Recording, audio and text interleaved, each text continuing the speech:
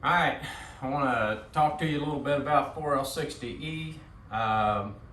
If you've lost reverse, second, and fourth, the cause could be the reverse shell. These reverse shells are bad about breaking. We replace a lot of them. We usually replace every one of them when we rebuild because they're at least wore. So when they wear down, it ain't going to be long before they will snap. And a lot of guys like to boost these transmissions up a little bit. I've got a video on there how to boost the EPC solenoid up.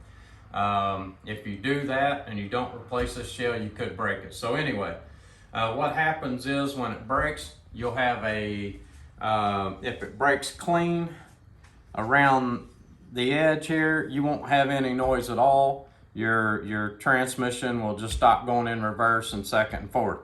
If it strips off like this one did, and you see that I can spin this, if it strips these gears off, you're probably going to have a whining noise.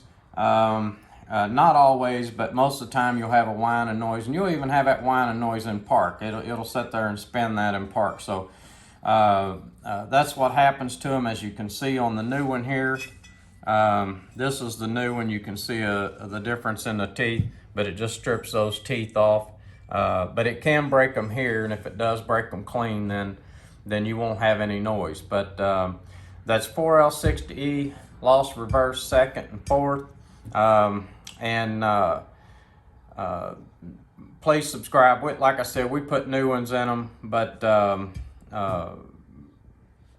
if you boost these things up, you could have some troubles. If you put a Corvette servo in them, you could have some trouble with this. It could snap this off. So please subscribe, and I hope this video helps you.